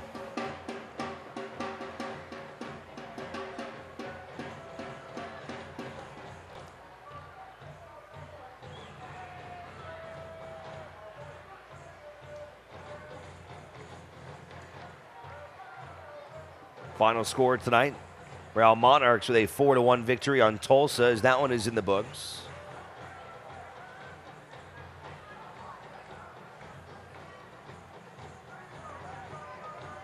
So the two teams behind Reno both picking up victories this evening. Fresno now just a point back of Reno after a 2-1 victory against OKC. And Fresno, again, a point back, but they've played 2 less matches than Reno this year, so that will be something to keep an eye on as Reno tries to hold on to one of the top 2 spots in the Western Conference, with tonight heading into the final stretch of this 2019 season with 10 matches to go. Yeah, not much left, so you got to stay on your, keep your best game, keep your A game going. Pick up those points when you need them, because there's teams behind you looking to take your spot. As you can see, San Antonio's not giving up on the playoffs. Nor should they. Win tonight, 3 points, going to put them in 9th place. And again, getting into form maybe at the right time. They picked up wins over Austin and El Paso to kind of jumpstart things. Then Drew and Orange County picked up a 3-1 win against the Real Monarchs before a little bit of a blip in the midweek against Sacramento, but rebounding here tonight. Pair of goals in the first half and 2 quick goals in the second half. In the span of 2 minutes, Frank Lopez and Jack Barnby in the 56th and 58th minutes, extending the lead. Apodaca into Gleedle, and he can't get away from the defender. Oh, They got back just in time. So close. Gleedle almost had a second. Here's Kasipli. Chips it in. Sets it up. Oh, and it's pulled just wide by Apodaca. What a great play for Sam, just to knock that back to Apodaca. Clever. Yeah, I thought he was going to take a left-footed volley there, but then just plays to the outside of the foot to Apodaca and Apodaca should have put that in the back of the net.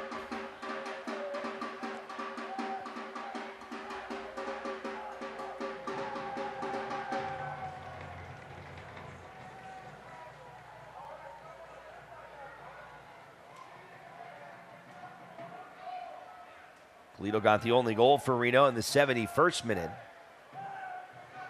As soon as he checked in, basically, on a corner kick. Rebounds.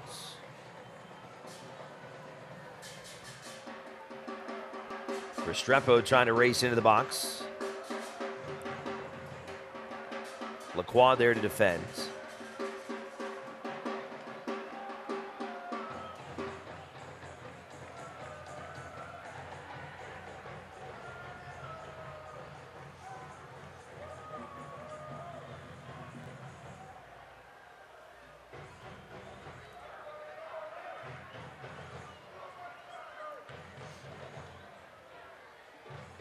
Here's Kai Green. A pretty strong night for San Antonio's midfield, for their defense. Not only they've scored 4 goals, but they have done a good job quelling what is normally a really, really difficult offense to deal with. Reno came into the match 3rd out of the 36 teams in the USL with 50 goals scored.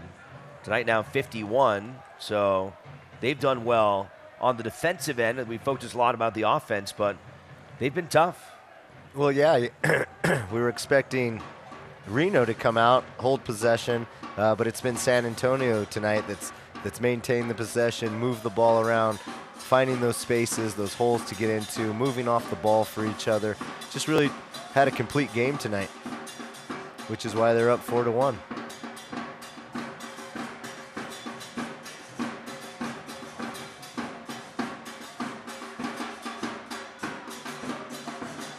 Guido over to Herzog.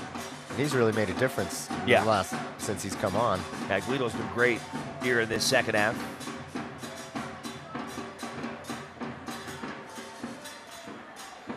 You can just see with the substitutions, Apodaca and Gleedle, and they've come in, given energy to the team. You know, San Antonio's probably let off the gas a little bit, but still, there seems a little more energy than what we started with. Richards keeping possession for Reno, especially considering that Reno's down a man right now. Yeah.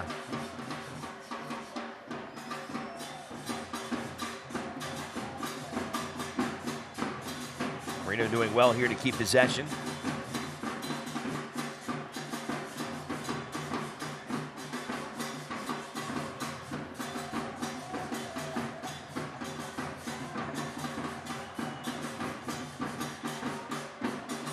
Knocked away by Yarrow.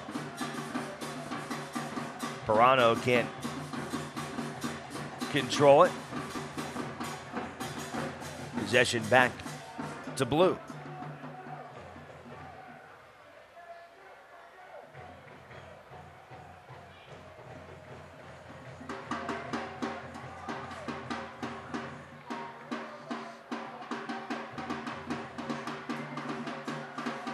Corey Herzog.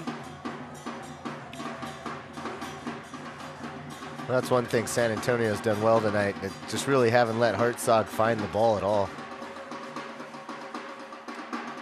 Dangerous spot here for Marcinkowski. And able to get it away from Ever Guzman.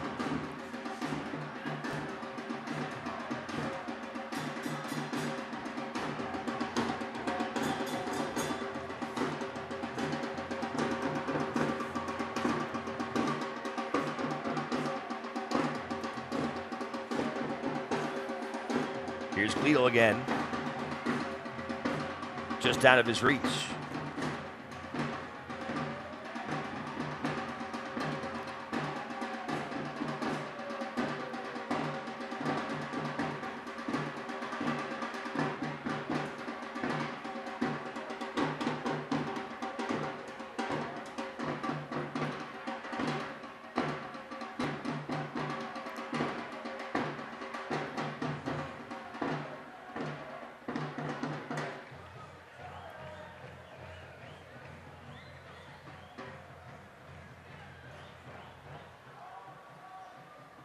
Couple minutes left here in regulation.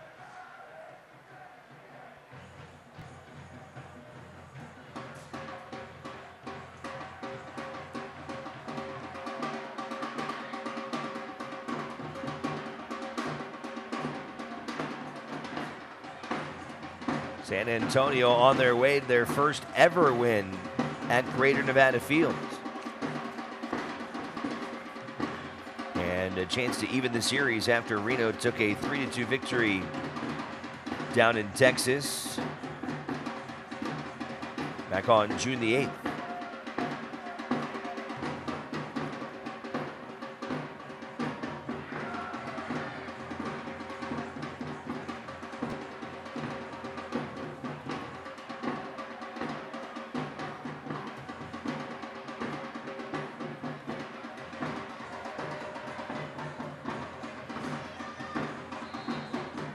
Or excuse me, I had completely misread that. Actually, Reno, I forgot it was the opposite. Reno had actually taken a 2-0 lead, and it was San Antonio that rallied for that win in Texas. So San Antonio on their way to picking up 6 points this year against Reno 1868. Yeah, you can see why. They're a good team. It'll be interesting to know why. You know why they struggled against some teams to get wins and others not. But they seem to have found the chemistry in this game. And their last 5.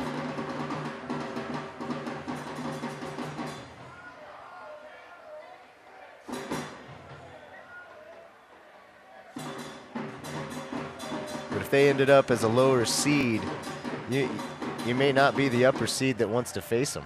No doubt.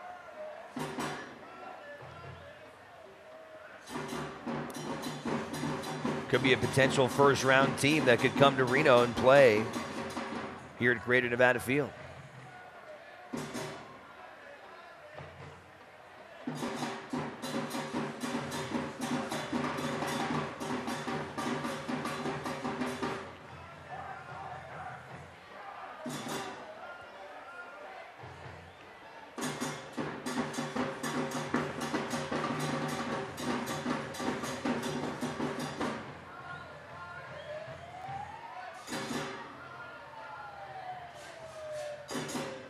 See what kind of stoppage time gets added. And it looks like 4 minutes will be tacked on here at the end of this match. 4 long minutes for Reno. Pirano, who has a chance for a hat trick, instead deferring to his right into Restrepo, and it's kicked away for a San Antonio corner kick. Correction, it has been changed to 3 minutes instead of 4. So a shave off of that.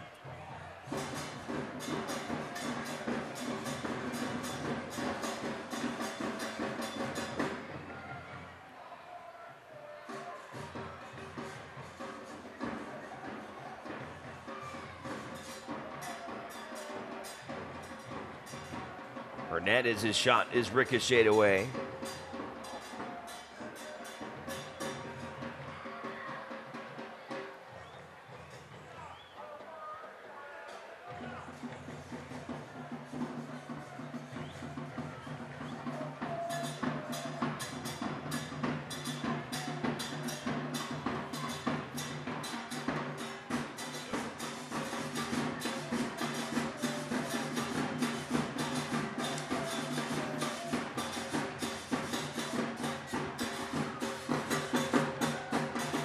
Make sure to tune in to ESPN News August 21st at 4 o'clock, Wednesday Night Soccer.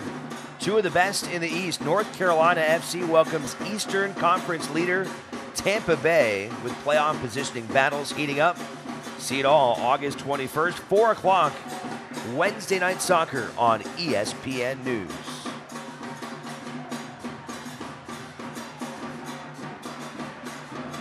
Lidl into Herzog, who's just bowled over, but no whistle comes.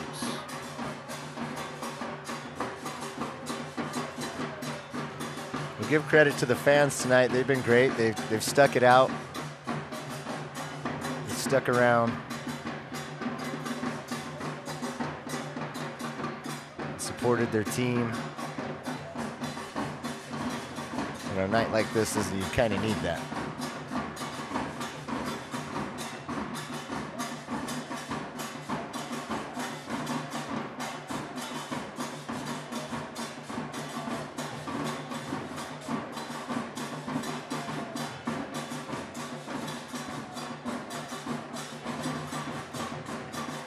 Here's Duke Lacroix. Final seconds. And Lacroix can't get around Kai Green. And that'll do it. San Antonio, the season sweep against Reno 1868. An impressive road victory as they come in and hand Reno only their second home loss of the season by the final score of 4-1. And an impressive night for that man, Matthew Cardoni, who really played well for San Antonio in net as he was able to pick up several impressive saves en route to this victory tonight. Yeah, once again, he's the story of this team. 6 clean sheets, almost had another clean sheet tonight, which would have been his best in a season. San Antonio came out on fire and really took it to Reno tonight. Reno falls to a record of 13-6-5. They'll stay at 44 points, remain in second place in the Western Conference. For San Antonio, they'll pick up their 8th win of the year. 8 wins, 9 losses, and 6 draws. And now with 30 points on the season, they will vault into 9th position in the Western Conference, 1 slot in front of OKC. Let's go down to Julian Delgadio on the field. Sam, only your second loss at home so far this season. Not the result you guys were hoping for. What do you kind of take away from this game? I think we got back into the game a little bit towards the end of the second half. So, we'll take some positives from that. But I think, everyone knows that we have to do better, especially moving forward against good teams. So we'll review and we'll regroup. Got a goal in this one. I want to say your 5th so far this season. What did you see on that play? No, I was just hanging out, and I don't know what happened before that, but the ball just popped out, and I tried to keep it down, and I did. So happy with that. Again, not the best result, so it's tough to enjoy it. You guys now hit the road to take on Phoenix Rising, top team in the USL. They're on such a tear right now. What are you looking forward to most in this matchup? Yeah, like you said, it's top team in the West, so I think we'll be very motivated, especially, they came here and they beat us. So, again, another good team. We got a mostly full week of training, and we'll head over there, prepare the best we can. Best of luck. Thanks again. Appreciate it. Back over to you guys. All right, Sam Gleadle, his 5th goal of the year. The 23-year-olds in the 71st minute got Reno on the scoreboard. Let's roll the highlights back from the second half, and it was San Antonio who was able to continue their tear after a giveaway. Frank Lopez, who was denied a couple of times by JT Marcinkowski, a nice finish there. Yeah, again, we giving up the ball right there in the midfield, they're making us pay for it. And here we are at the end. They get that last and final goal to make it 3-1. Barmby with his 6th goal of the season. Then Marcinkowski did his job to prevent any further action to keep it a 4-goal game. And then there was the lone Reno goal as Sam Gleadle off the Seth Kasipli corner kick was able to find some space past Cardoni to ruin what would have been his 7th clean sheet of the season. Well, Reno's just going to have to regroup and then get ready for the next game. This is the type of game you just throw behind you. You don't think too much about it. In fact, it might be a game you don't even look at the film. You don't want to be reminded of it. You want to just move on to the good stuff and get ready for Phoenix. Speaking of Phoenix, they did pick up their 13th win of the season, a 2-1 finish over El Paso. They've got 50 points to lead the entire United Soccer League, and that is the matchup that is looming. Coming up on Wednesday night, Reno travels to Arizona. Should be a fantastic matchup as Reno tries to get a little bit of revenge after losing to Phoenix earlier this season here at Greater Nevada Fields. Not Reno's night this evening, but plenty of soccer action to follow. Our next telecast here on Nevada Sports Net is going to be some baseball as the Reno Aces come back to town this Thursday night. Hope you can join us for the action. Reno 1868 back to close out the month on the 31st of August. It'll be a Saturday night against Portland's. Festivities will begin at 6:45. Kickoff just shortly after 7. We will begin our telecast here on Nevada Sports Net at 7 o'clock. For our entire crew, that's going to wrap things up here tonight. I want to thank all their hard work. For Julian Delgadio and Brian Slusser, I'm Alex Margulies saying so long from downtown Reno. San Antonio wins this one tonight. Good night. This copyrighted telecast of the United Soccer League Championship cannot be retransmitted, rebroadcast, or reproduced without the expressed written consent of the United Soccer League Championship.